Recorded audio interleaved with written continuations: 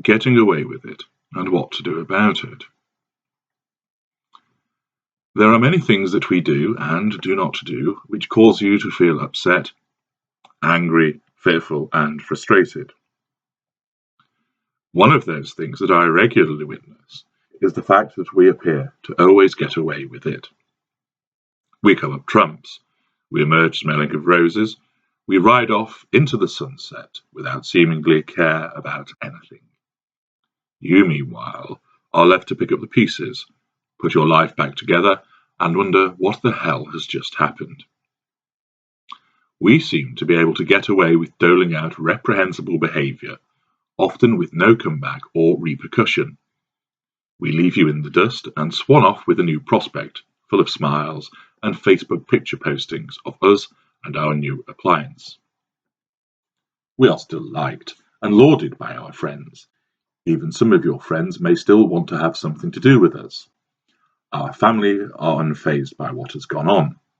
Those that we work with listen to what has happened, but do not alter in the way that they behave with us.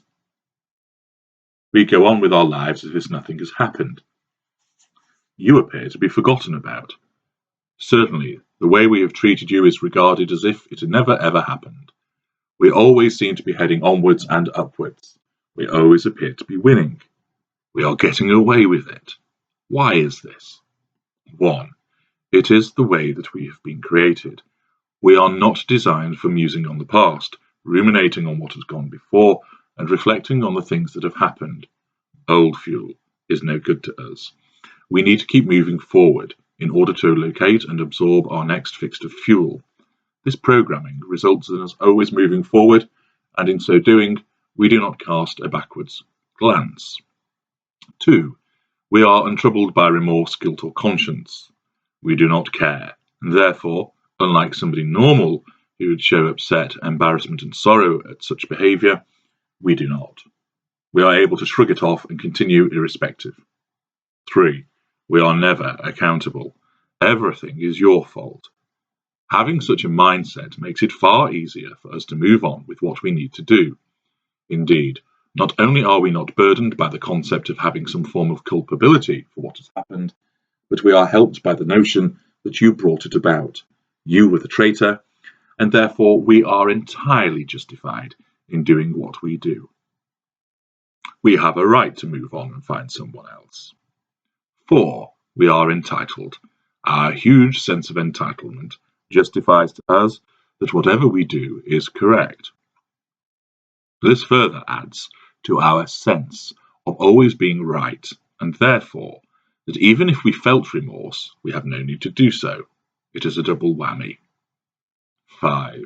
Our charm and seduction means that it is easy for us to find somebody else who will fall for us. We rarely find ourselves cut adrift in a howling wilderness, devoid of emotional attention and lacking fuel. We ensure that we have a replacement source of primary fuel lined up. We focus on this new person and channel all our effort to embedding them as our primary source of fuel. 6. The facade. We create a facade from our family, friends, and colleagues, and this is very hard for you to shatter, especially in the state that you are when you have been discarded.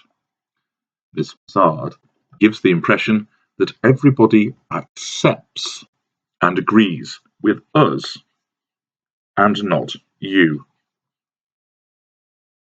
7. Deletion. Following your discard, we effectively forget about you, unless you keep appearing in our spheres of influence. This ability to jettison you so dramatically enables us to keep moving forward. We, to all intents and purposes, forget about you. 8. We are experts at fakery and conning.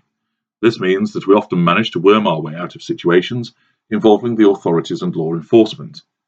We point the finger of blame at you instead. We appear calm and reasonable, contrasting with how you present yourselves as.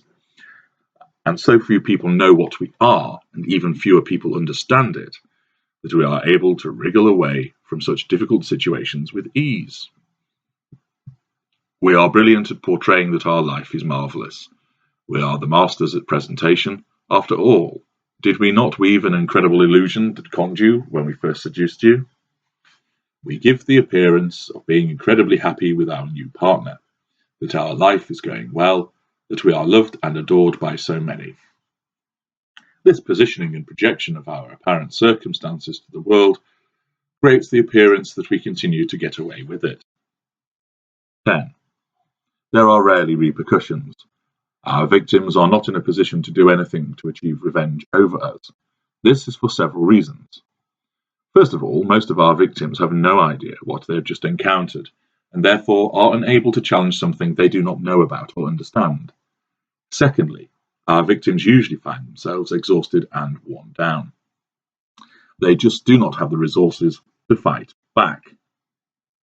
Thirdly, as a consequence of the way that we manipulate you, you are left still loving us and wanting us, and therefore your thoughts are aimed at winning us back and not at securing some kind of retribution or revenge.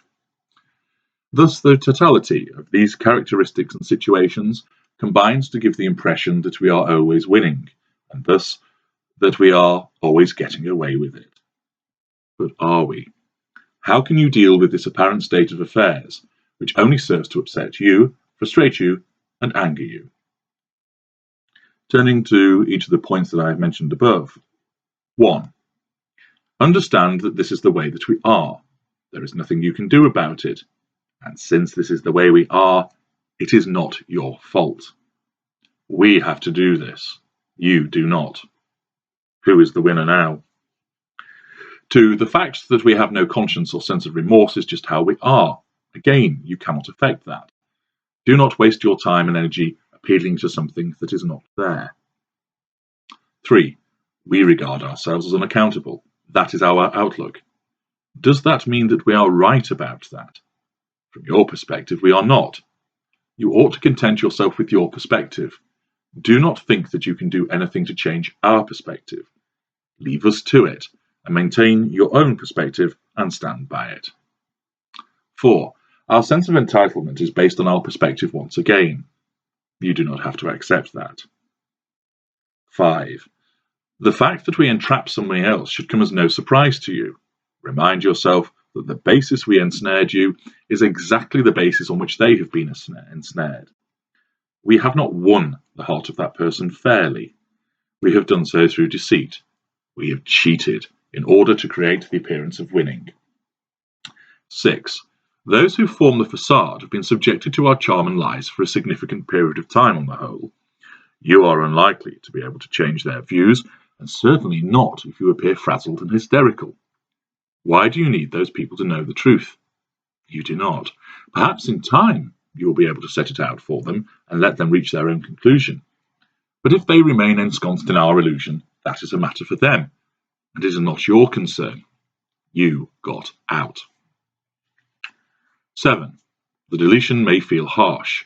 Again, it is our methodology, and there is no need to trouble yourself with it. Instead, you ought to be focused on deleting us from your life. 8. Bide your time. Acquire the evidence and present it when the dust has settled. We took you by surprise when we seduced you. We came out of nowhere. If you have a desire to see us held to account by the powers that be, wait and present the best evidence you have in a rational fashion and leave the rest to the relevant authority. If it works, you can celebrate. If we wriggle out of responsibility, do not be dismayed. Just regard it as a further confirmation of just how easy it is for people to be conned by our kind, and be thankful you now know about it and you are moving on. 9. You have finally understood that we dragged you into an illusion. All that we are doing is maintaining that illusion to the rest of the world. It is not your role to keep applying a pin to burst that illusion. Other people must work it out for themselves. Remember that when you are showing the world, it's just more of the illusion, and you know the truth. 10.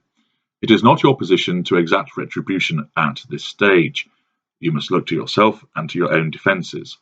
If revenge is to be applied, it must come later, and in accordance with a methodology which works. I have set this out elsewhere. If you do not follow this methodology, your revenge will fail. You may draw greater satisfaction from progressing your own life rather than dwelling on getting even, because exhibiting your contentment without us, when we do eventually consider you and notice you, irritates us considerably. It's even worse when you ignore us. It is evident that we do move on without concerns, and therefore give the appearance of always winning and always getting away with it. The key for you is to remember this: